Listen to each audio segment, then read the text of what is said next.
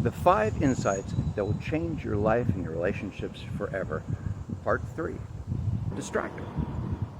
The distractor is, oh, look at that view, isn't that beautiful? Oh my gosh, look at that. Wow, I am so lucky that I live so near the river. And oh, sorry, I was distracted. So the distractor is a coping stance, and it is a coping stance that we do under stress. When you're in a horrible, heated argument, people often will keep changing the subject. Oh yeah, remember when you did this? Well, we're not talking about that. Oh, okay. Well, well, you know, this happened. Well, you know what? What about this, right? One thing after the next, people keep changing the argument. They're dedicated to winning rather than solving the problem. And remember, it's always better to be happy than right. And if you're so dedicated to winning instead of solving the problem, well, problems don't get solved and nobody really wins the war.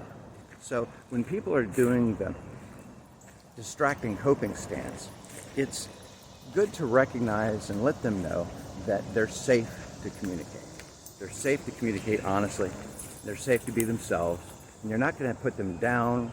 You're not going to tear them down, beat them up. You're not going to insult them. You're going to recognize them as human beings, treat them with respect, and so they can be safe to focus on what's important. And of course, the distracting coping stance also is what we do with alcohol or drugs or sex or television or smoking or any other way you distract yourself from what you really need to be doing. Overeating, you know, you're thinking stressful thoughts, and at night you're worried about work the next day, so what do? You grab snacks from the kitchen. The distraction coping stance is a really big automated deal from your unconscious mind that you learned from a young age. And so it can be challenging. It can be really challenging even to notice that you're doing it. Your unconscious mind will fool you. It will distract you. Looking at videos like this online oftentimes is a stress coping mechanism. It's a distraction from things you ought to be doing but you really don't want to, maybe. So recognizing the distraction coping mechanism, whether it's between you and another person or within yourself, really will make a difference in your life.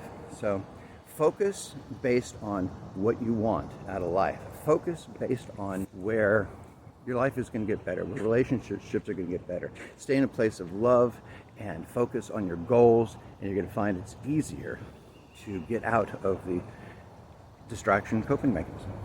So there you go. And if you want to talk about it, please reach out.